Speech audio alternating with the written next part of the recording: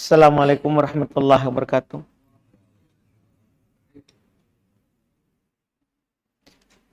Alhamdulillahirabbil alamin. Wassalatu wassalamu ala Rasulillah nabiyina Muhammadin wa ala alihi wa ashabihi wa man tabi'ahum bi ihsan ila yaumiddin. Amma ba'd. Kaum muslimin, jamaah salat maghrib rahimani wa rahimakumullah. Alhamdulillah,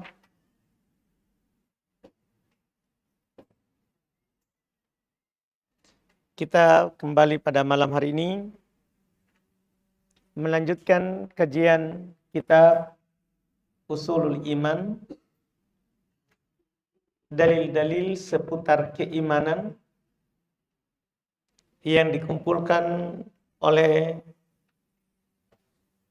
Al-Imam Al-Mujaddid Syekh Muhammad Ibn Abdul Wahhab rahimahullahu ta'ala.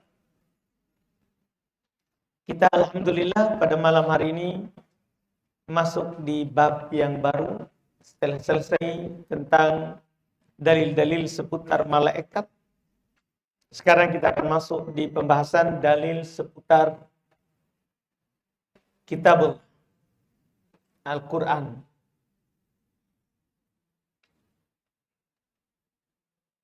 Judul babnya adalah Babul Wasiyati bi Kitabillah. Bab wasiat untuk berpegang dengan kitabullah. Kenapa ini dulu yang pertama?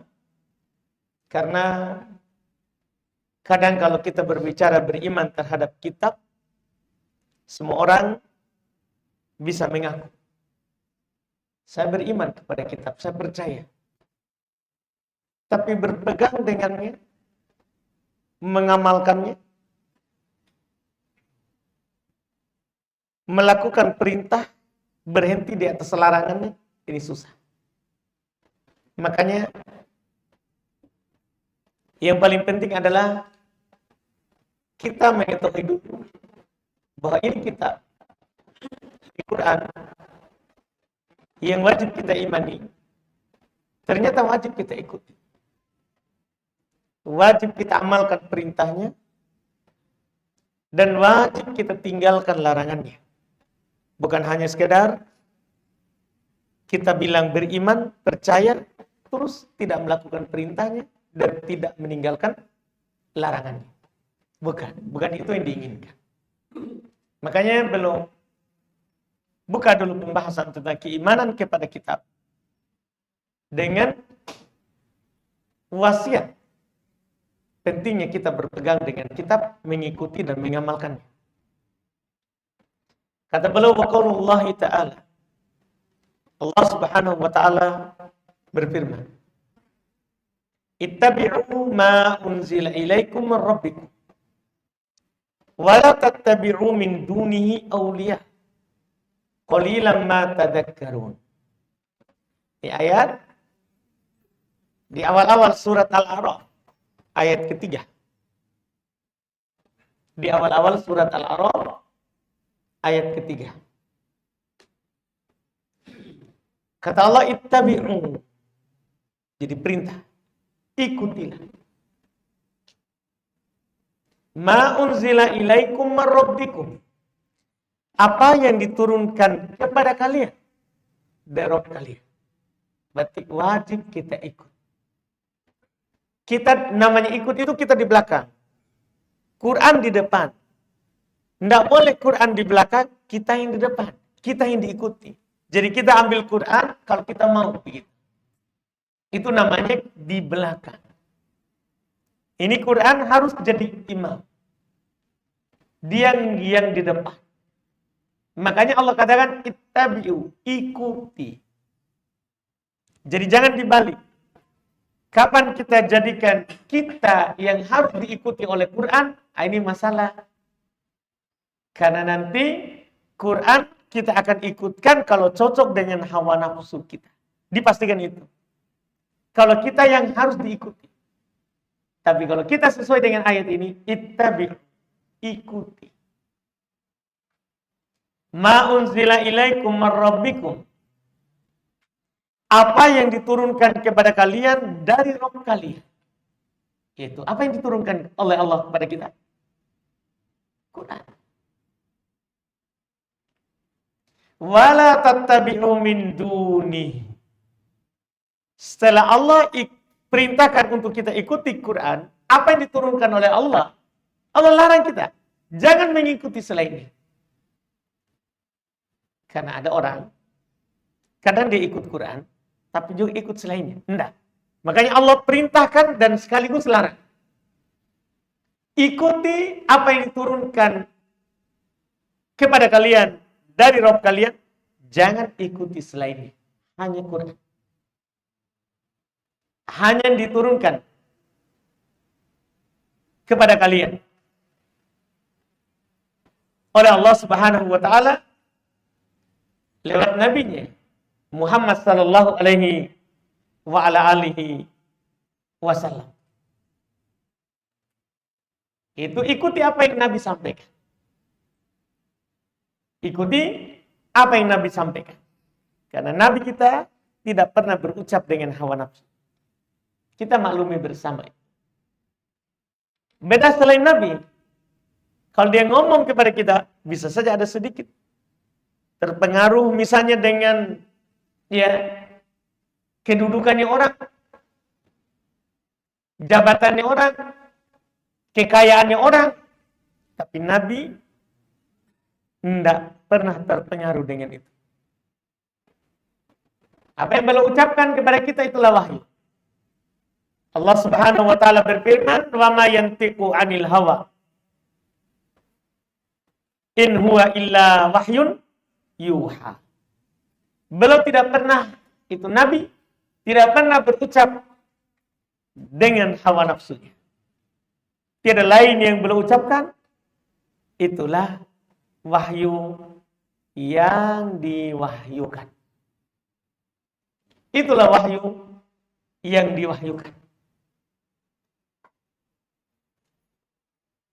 Makanya Allah Subhanahu wa taala katakan, "Ittabi'u ma unzila ilaikum min rabbikum wa la tattabi'u min dunihi." Ikuti apa yang diturunkan kepada kalian dari Rabb kalian. Jangan mengikuti selainnya. Jangan mengikuti selainnya. Iya. Karena itulah wahyu.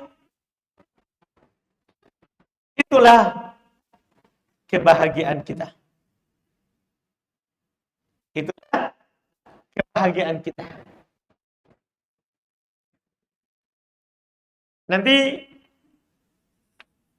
akan disebutkan dalil-dalil yang lain lagi. Bahwa kalau kita ikuti ini, apa yang disampaikan oleh Nabi kita, maka kita tidak akan sengsara dunia, dan kita tidak akan sengsara di akhirat. Nanti akan kita sebutkan sebagainya lagi. Kata beliau an Zaid bin Arqam. Setelah menyebutkan ayat, beliau sebutkan haditsnya. Di hadits di kitab ini nomor 75. An Zaid bin Arqam radhiyallahu taala anhu qala anna Rasulullah sallallahu alaihi wasallam khattaba fa hamidallah wa atna alaihi. Beliau berkata bahwasanya Rasulullah sallallahu alaihi wasallam pernah berkhutbah. Beliau pernah berkhutbah dan memuji Allah, menyanjung Allah. Qala, kemudian beliau berkata, amma ba'd, adapun setelah itu, ala ayyuhan nas, ketahuilah wahai sekalian manusia, fa inna ma ana bashar, saya ini manusia. Saya ini manusia. Artinya kalau manusia pasti akan meninggal seperti yang lain. Tidak selamanya ada di tengah kalian. Yosiku ayatiyani rasul rabbi fa'uji. Hampir datang kepadaku utusan Rabbku, malaikat maut. Sudah dekat. Karena memang Nabi SAW umurnya setelah kenabian hanya 23 tahun. Makanya belum berkata kepada manusia. Iya. Belum berkata kepada manusia di khutbah. Dan ini nyata karena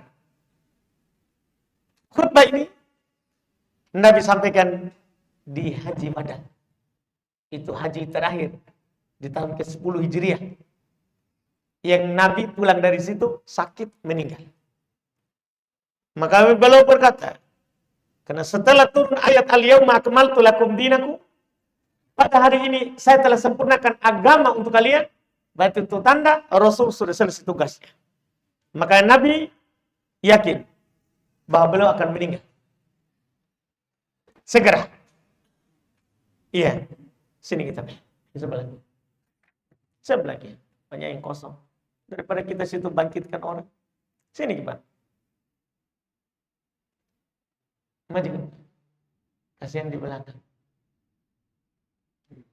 Enggak ditanya jadi sebentar. Maju ini. Kenapa kita takut sekali ini di depan nih? Alhamdulillah. Jadi kata Nabi, di ini sekali lagi, ini khutbah di haji terakhir. Nabi bilang dulu dari awal, saya ini manusia. Yusyik, hampir. Datang kepada saya, utusan Rabbku. Dan saya pasti menjawab, karena mau tidak mau, tidak bisa ditolak. Saya akan menjawab itu. Setelah itu Nabi ingatkan. Wa natarikun fikum thaqalain. Saya tinggalkan kepada kalian dua hal. Yang berat. Ini Nabi bilang berat. Karena ini berat memang untuk dipikul. Awwaluhuma kitabullah. Ini yang paling penting. Yang paling pertama adalah kitabullah. Fihil huda wan nur. Di dalamnya ada petunjuk. Di dalamnya ada petunjuk. Wan nur. Di dalamnya ada cahaya. Ada cahaya. Jadi petunjuk dan cahaya. Ini kata Nabi sallallahu alaihi wasallam. Dan ini sudah dikatakan oleh Allah Subhanahu wa taala di ayat yang lain. Fa imma ya'tiyannakum minni hudan. Maka sungguh jika datang kepada kalian dariku petunjuk, artinya pasti akan datang. Inilah Quran ini adalah petunjuk. Quran ini adalah nur, cahaya dari Allah Subhanahu wa ta'ala. Maka apa kata Nabi?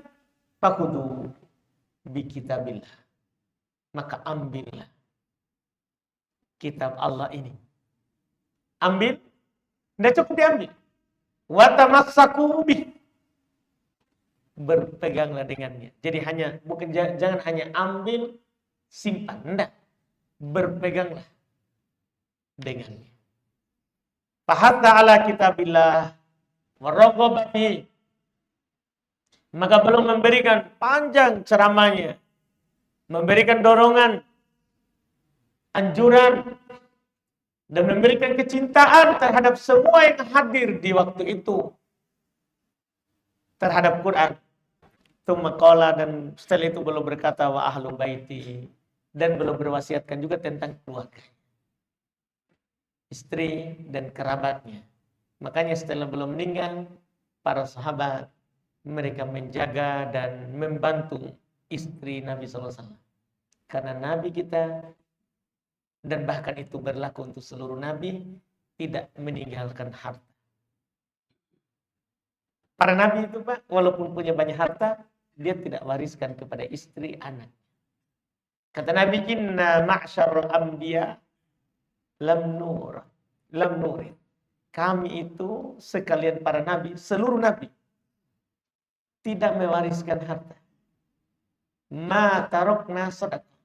Apa yang kami tinggalkan, ada harta itu sedekah untuk kaum muslimin. Karena hartanya para nabi dan para rasul miliknya kaum muslimin. Miliknya kaum muslimin. Makanya setelah Nabi meninggal, karena ini adalah wasiat Nabi, belum wasiatkan juga istrinya, keluarganya, para sahabat membiayai istri Nabi SAW.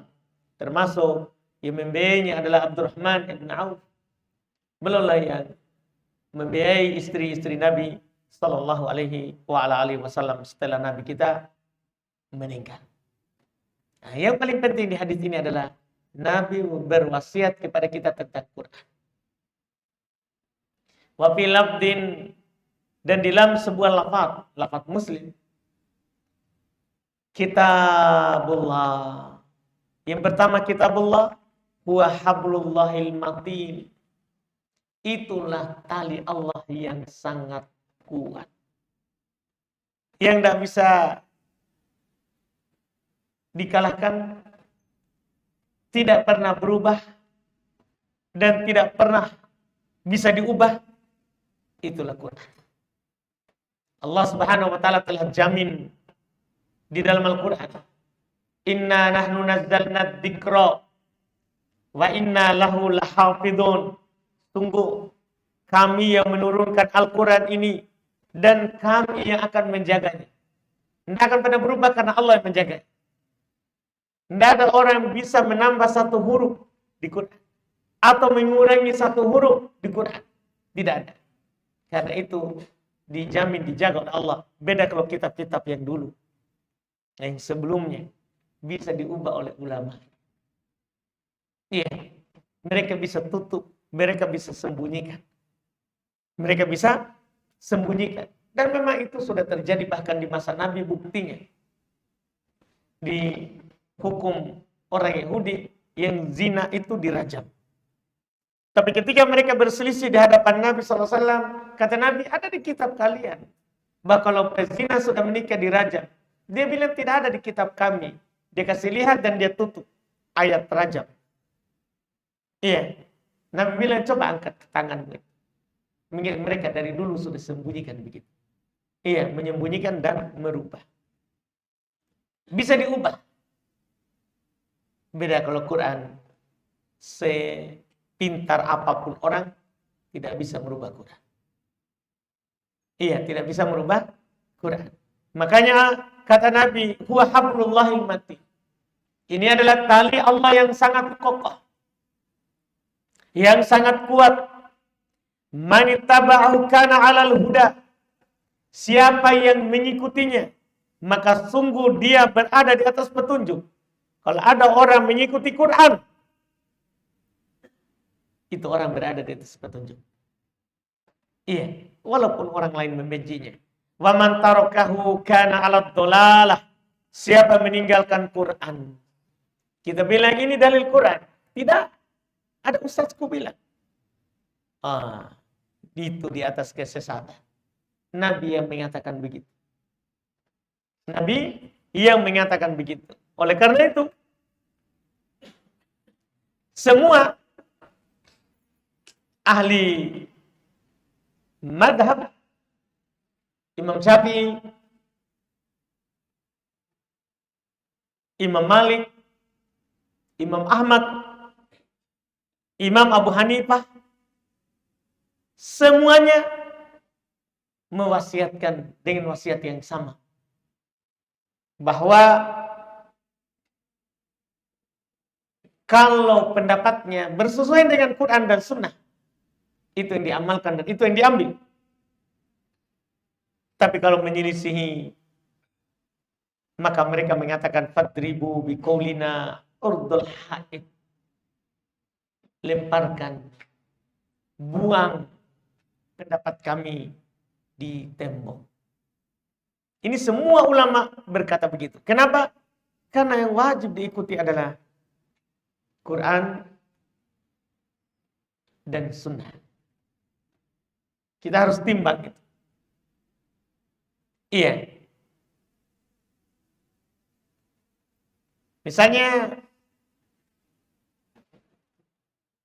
apa yang dikatakan oleh Al-Imam Syafi'i rahimahullah.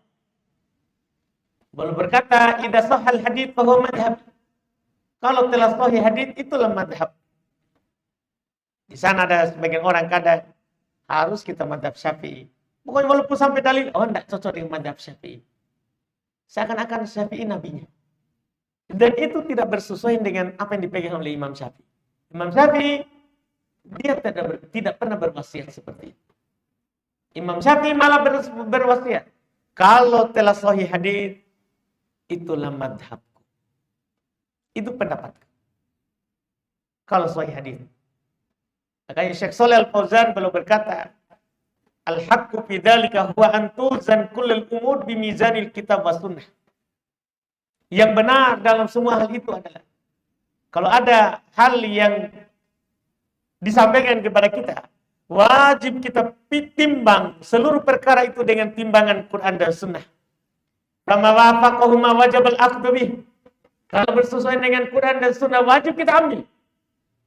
Ada ustaz mengatakan ini hukumnya wajib. Dalilnya ini wajib kita ambil. Iya, ini hukumnya Sunnah. Ada dalilnya, wajib kita.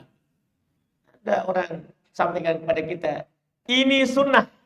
Ini bukan bid'ah. Tapi pakai cerita, tidak pakai dalil. Itu apalah, tidak bisa kita katakan wajib diambil atau sunnah diambil. Iya, karena itu tidak ada dalil. Wajib kita timbang semuanya dengan kitab dan sunnah. Fama waqafu ma wajib al-akhdhu bih. Kalau bertepatan bersesuaian, wajib kita ambil. Kalau menyelisih, wa ma khalafahu ma wajib ar-raddu. Wa adamul iltifati ilaihi. Ini agak keras sedikit. Apa menyelisih Quran dan Sunnah, wajib kita tolak. Wajib kita tolak. Dan tidak boleh kita menengok kepadanya. Jangankan lihat, amalkan, menengok. Tidak perlu kita menengok yang menyelisih Quran dan Sunnah. Tapi perlu diketahui di sana. Saya pernah juga sampaikan begitu kepada orang. Kamu tidak menghormati ulama. Kamu siapa? Dibandingkan dengan Imam Syafi'i. Dibandingkan dengan Imam Malik. Kamu siapa? Ada orang juga bilang begitu. Dia kira kita tidak terima pendapatnya yang menyelisih dalil. Dia kira itu sudah menghinakannya. Nah, beda itu. Beda itu beramal dengan dalil. Kita tidak terima itu ucapan karena bukan wahyu. Kita beramal dengan dalil kan itu adalah wahyu. Kata beliau, wala yu'tabar hadza ihanatan lil alim. Dan ini tidak dianggap kita menghinakan itu alim. Tetap kita bilang, rahimahullah, semoga Allah merahmatinya. Tetap. Jadi kita tidak ambil yang salah. Bukan berarti kita menghinakannya. Orang kan begitu. Seakan-akan itu kita hinakan itu ulamanya. Tidak. Kita cuma tidak mau ambil yang salah. Karena itu ustadz, itu kiai, itu andre guru tak, bukan nabi yang tidak pernah salah. Yang kalau salah ditegur oleh Allah. Bukan nabi itu. Yang kalau salah, maka Allah akan tegur. Itu manusia biasa. Yang bisa salah, bisa benar. Makanya butuh ditahu dalilnya apa. Iya, jangan sampai kita sampaikan Quran dan Sunnah. Tapi Ustaz, di Masjid Raya lakukan. Nabi ta Masjid Raya. Kan masalah kalau begitu cara kita berpandangan. Semua orang di Masjid Raya, di Masjid Al-Markaz, semua nabinya adalah Muhammad. Iya. Semua nabinya adalah Nabi Muhammad. Artinya ya kita harus sama-sama mengambil dari tempat mengambil orang. Bukan mengikuti masjid. Kalau begitu nanti banyak sekali kita berpindah. Banyak sekali kita nanti berubah.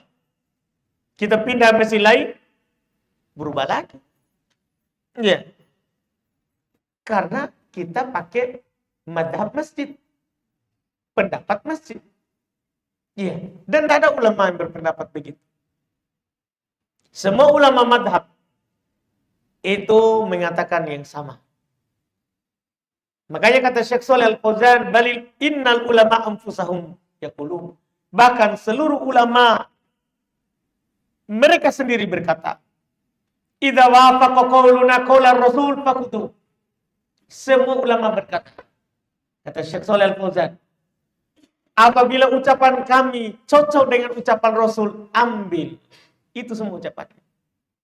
Semua mereka berkata, kalau ucapan kami sesuai dengan ucapan Rasul, ambil. Wa idza khalafahu fadribu biqaulina udul ha'il.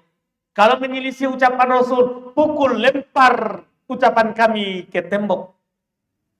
Kata beliau, kada qala Syafi'i. Demikianlah Imam Syafi'i berkata. Wa mithlul Imam Malik, semisal dengan Imam Malik juga berkata begitu. Wa Ahmad, Imam Ahmad juga ngomong begitu. Wa man qablahum al-Imam Abu Hanifah. Dan siapa yang sebelum mereka? Imam Abu Hanifah. Karena yang tertua dari 4 imam madhab adalah Imam Abu Hanifah. Kemudian Imam Malik, kemudian Imam Syafi'i, kemudian Imam Ahmad.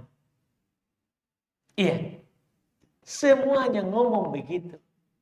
Tidak ada yang ngomong, kamu kalau mau menjadi pengikut Nabi, harus madhabmu Hambali. Kalau tidak, bidah kamu. Tidak ada orang begitu.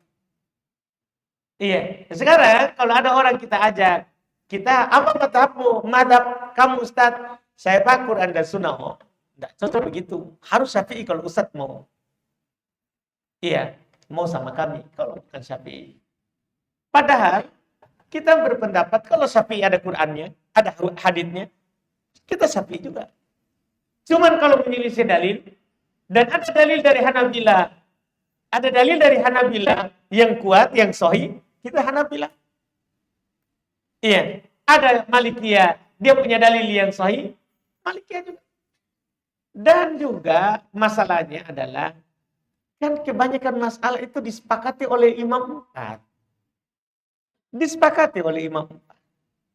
Iya, haramnya khamar. Kan disepakati. Mau madhab apapun, kita pasti akan mengatakan khamar haram.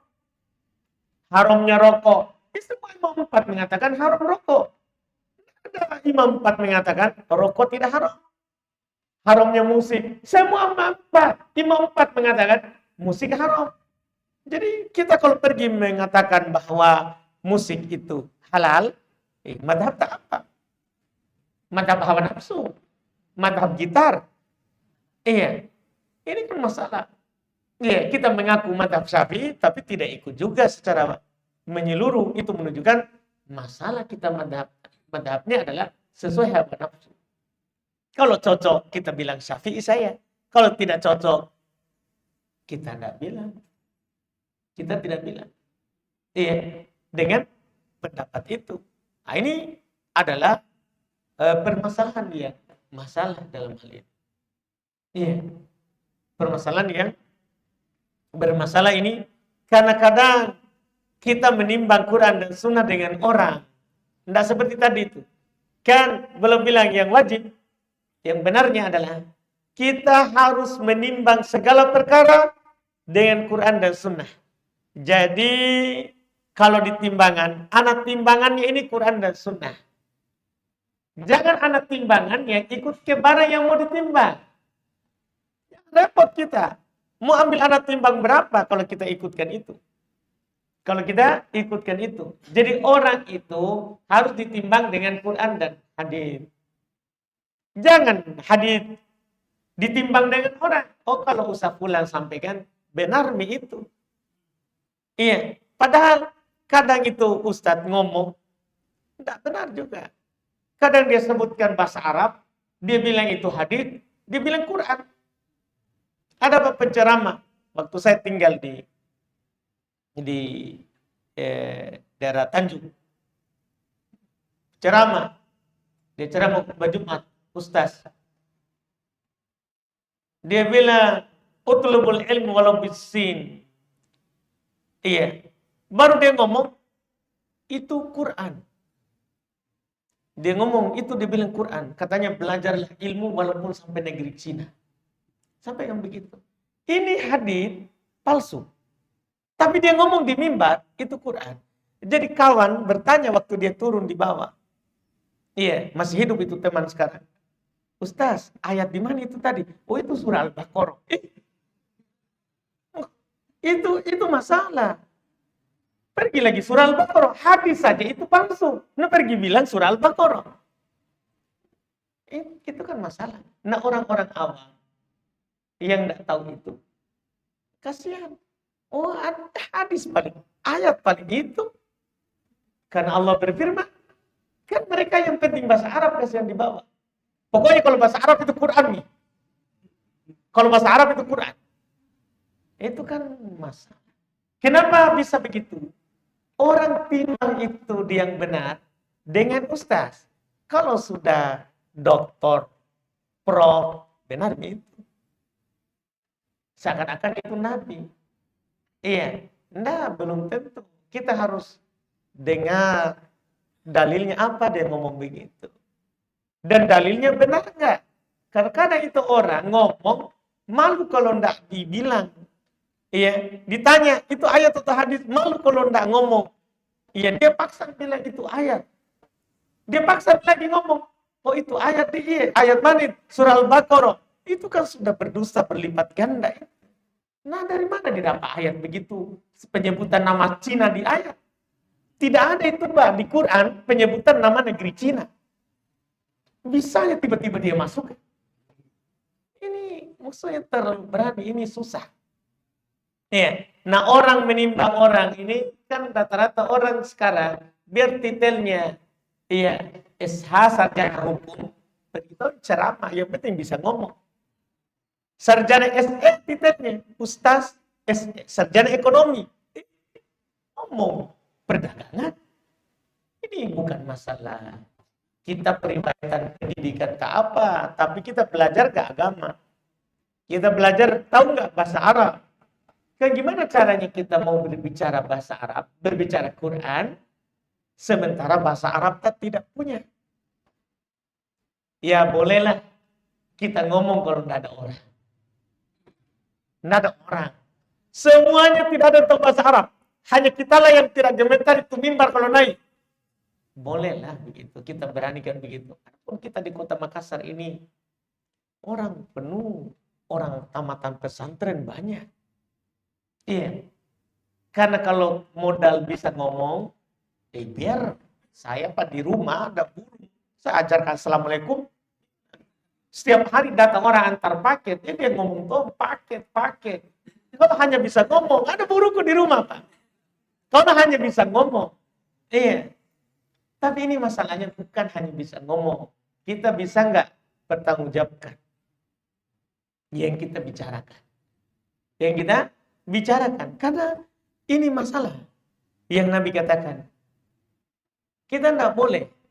Jadi kata Nabi, ini tali Allah yang kuat. Kalau kita ikut, kita di atas petunjuk. Tapi kalau kita meninggalkannya, kita hanya ngomong kosong, bicara dari menit pertama sampai menit 30 cerita. Apakah cerita tentang dirinya atau orang lain? Saya Pak pernah atau orang lain, pernah saya jumpai begini. Itu cerita, tidak ada ayat kecuali di pendahuluan. Nah, itu kan masalah.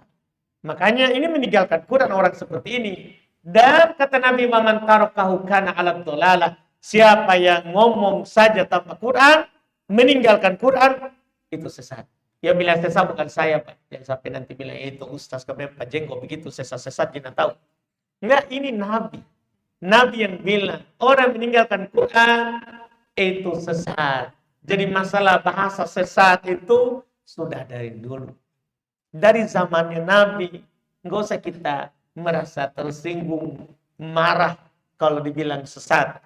Yes. Siapa meninggalkan Quran? pasti yang kita bilang sesat. Siapa yang bicara sembarang, padahal dia tidak tahu bahasa Arab, tidak tahu bahasa Arab, dia bahkan akui sendiri, saya itu tidak tahu bahasa Arab, tapi berani ngomong, sesat itu. Sesat, lebih banyak sesatnya. Iya, lebih banyak sesatnya daripada baiknya. Memang bagus ya cara sampaikan begitu. Tapi masalah orang tidak tahu bahasa Quran, itu masalah. Karena pasti dia meninggalkan Quran. Karena dia tidak tahu bahasa Quran. Tidak tahu bahasa Quran. Ini dalil hadis yang pertama. Kita cukupkan dulu, alhamdulillah. Iya, nanti lagi baru kita lanjutkan di hadis yang berikutnya. Silakan Pak Haji. Kayaknya kita tidak mau ini. Kita tidak mau ini terakhir. Silakan Pak. Waalaikumsalam.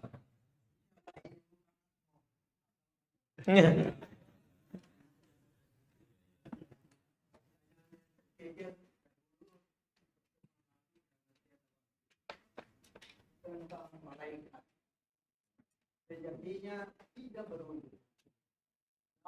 Kadang-kadang muncul tiba-tiba malaikat Jibril dalam bentuk sosok manusia. Akan halnya dengan malaikat nyawa.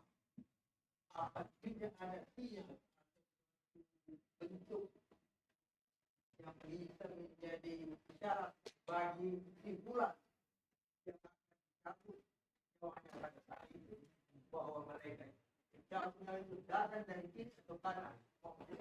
Baik Pak. Jadi pernyataan Pak Haji yang pertama itu sebenarnya tidak benar Pak. Mohon maaf ini Pak. Maksudnya malaikat itu tidak berwujud, tentunya salah. Malaikat itu berwujud Pak, cuman dari cahaya. Jadi memang ada wujudnya. Jadi malaikat itu berzat. Cuman sumber penciptaannya beda dengan kita. Kalau kita dari tanah, kalau malaikat dari cahaya, iblis, jin dari api. Jadi ada wujudnya, cuman kita tidak lihat. Nah, itu yang pertama. Kemudian yang kedua tentang malaikat maut, apakah kalau dia datang itu adalah ditahu oleh orang yang meninggal dan duduk di mana? Sudah ada keterangannya itu Pak dari hadits Al-Bara' bin Azib. Jadi orang akan meninggal itu tahu kalau dia akan dijemput. Karena saat dia meninggal sebelum datang malaikat maut dalam hadits Al-Bara' bin Azib akan ada malaikat yang akan membawa ruhnya ke langit, duduk sejauh mata memandang, tidak dekat. Dia duduk sejauh mata memandang. Itu dia, jadi ditahu oleh orang ini yang meninggal ini. Di hadits Al-Bara' bin Azib. Jadi dia duduk sejauh mata memandang dari orang yang meninggal. Dan dia lihat. Setelah itu siap, barulah datang malaikat maut. Kalau itu sudah siap, malaikat tadi Pak, akan datang yang bernama Malakul Maut. Malaikat maut ini Pak, di mana duduknya? Iya. Itu telah diterangkan bahwa dia duduknya ada yang datang di atas kepala. Iya. Karena dicabut dari atas, Pak. Ruh itu dicabut ya dari atas oleh malaikat maut. Dicabut dari atas oleh malaikat maut. Kemudian ya diceritakan di banyak ayat terkait dengan ya dicabut itu, dan dia ada di sekitar kita, tapi kita sebenarnya bisa baca, kita tidak melihatnya. Kita bisa baca surah Al-Waqi'ah sebenarnya, Pak. Iya. Terkait dengan malaikat yang datang itu. Yang datang itu. Allah katakan, bisa kita lihat di ayat 85. Wa nahnu aqrabu ilaihi minkum walakin la tubsirun. Ini keterangan jelas di Quran. Kami lebih dekat kepadanya. tapi kamu tidak melihat. Jadi yang hidup tidak lihat. Jadi sini dikatakan malaikat maut itu dekat. Cuman kita tidak melihatnya. Iya. Kemudian di ayat sebelumnya di 83, iya, Allah Subhanahu wa taala telah katakan, "Falaula idza balagatil hulqum." Maka mengapa ketika nyawa itu sudah sampai ke kerongkongan? Wa antum hina idzin tanzurun. Padahal kamu ketika itu melihat. Kita saksikan itu orang bagaimana sakarat. Dan setelah itu baru Allah katakan, kami dekat kepadanya. Dan kami dekat juga kepadamu yang menyaksikan. Tapi kalian tidak lihat. Jadi, malaikat yang datang itu Pak dekat. Dekat. Dan dia tentunya dari atas kepala. Ya, dari atas kepala. Dan diceritakan di ayat yang lain. Dan di hadits Nabi sendiri tadi. Di Al-Bara bin Azib. Kalau jiwa baik, dipanggil dengan baik. Dicabut dengan baik. Kalau jiwanya buruk, ruhnya berpencar ke badannya. Kadang ke kaki, kadang berpencar. Bersembunyi. Iya. Bersembunyi, kadang kemana-mana dia, tapi malaikat tetap akan mencabut paksa. Malaikat maut akan mencabut paksa. Jadi hadits Al-Bara bin Azib itu sebenarnya adalah yang paling inti dalam keterangan malaikat maut itu. Iya, dari keterangan malaikat maut. Wallahu a'lam.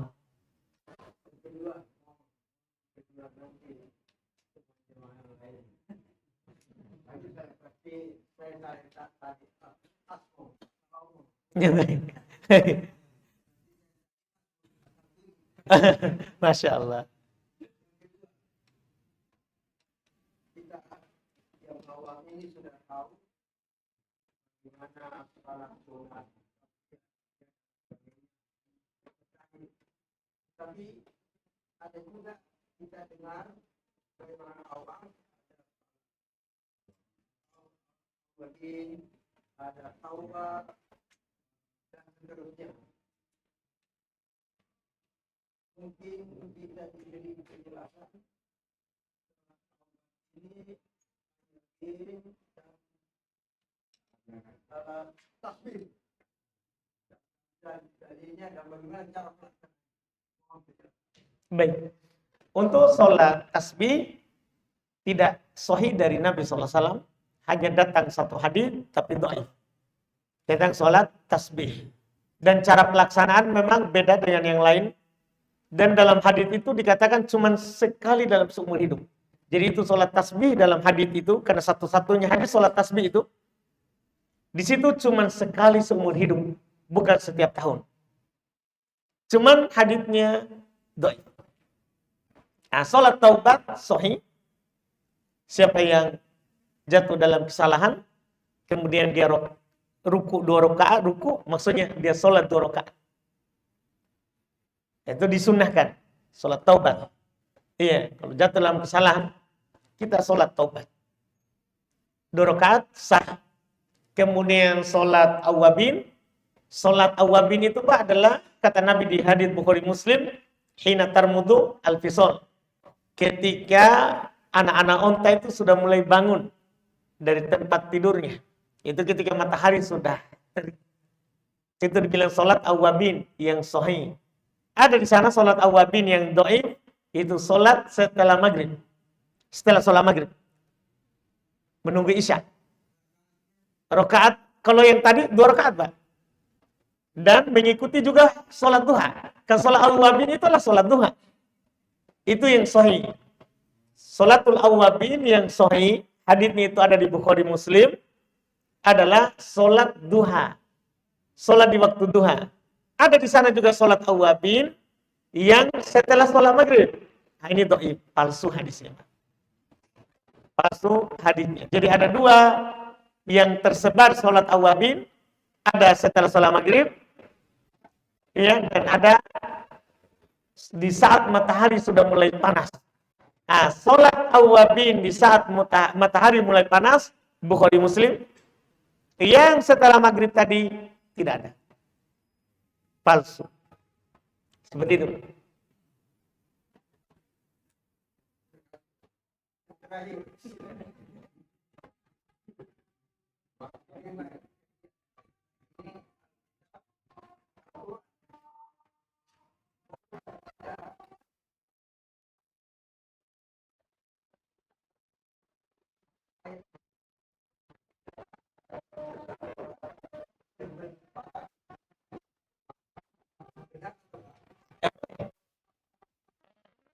Disebut dengan surah Al-Baqarah.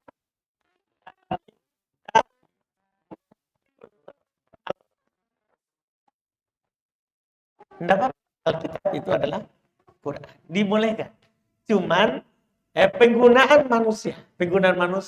Kalau dibilang Alkitab, biasa mereka Injil, Taurat dan Injil. Kalau Quran, tapi sama saja. Tidak ada masalah. Itu kan penggunaan kita itu tidak salah kalau menyelisih penggunaan orang. Yang penting Quran pakai. Nabi juga pakai kata Alkitab. Seperti itu. Masya Allah. Alhamdulillah. Nah, terakhir ini.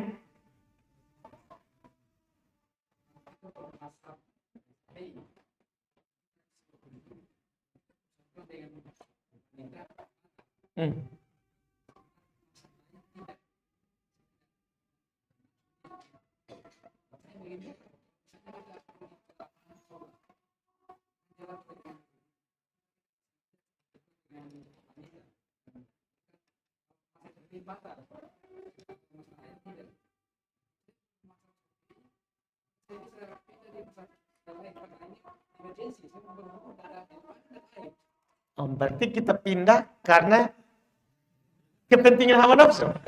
Enggak boleh. Enggak boleh, Pak. Jadi kita sekarang, kalau mazhab Syafi'i kita pegang, ya sudah, mungkin siapa suruh. Kalau enggak ada pakai air, mazhab Syafi'i tayamum mungkin. Iya. Enggak boleh kita pindah-pindah gara-gara begitu. Iya. Yang benarnya adalah, boleh enggak saya pindah dari mazhab Syafi'i ini kalau ada dalil yang lebih kuat? Kan begitu, Pak. Karena dalam mazhab Syafi'i, kalau bersentuhan dengan perempuan, batal wudu. Mereka berdalil dengan ayat yang menyebutkan pembatal wudu. Di antara yang disebutkan adalah aulamastumun nisa. Kalau kalian menyentuh perempuan. Cuman Nabi kata Aisyah, keluar sholat, dia cium istrinya. Nabi pernah sholat di kamar Aisyah, sujud, dia cubit Aisyah. Kakinya supaya dia tekuk. Dari sini para ulama mengatakan kalau begitu, gimana itu ayat?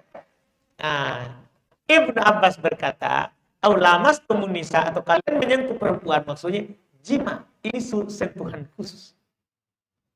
Kalau Pak Haji itu pahamlah sentuhan khusus.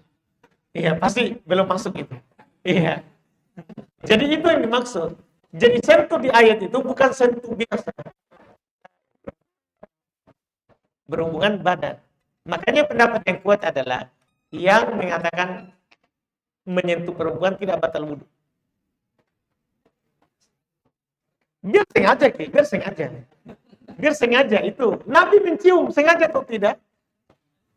Sengaja, Pak. Jadi kita kompromikan itu antara ayat sama perbuatan Nabi. Kan tidak mungkin Nabi menyelisih ayat. Tidak mungkin itu, Pak. Sehingga yang dimaksud dengan ayat menyentuh, berjima. Berhubungan badan. Seperti itu, Pak. Habis nih, Pak. Baik. Kita cukupkan. Alhamdulillah. Subhanallah. Assalamualaikum warahmatullahi wabarakatuh.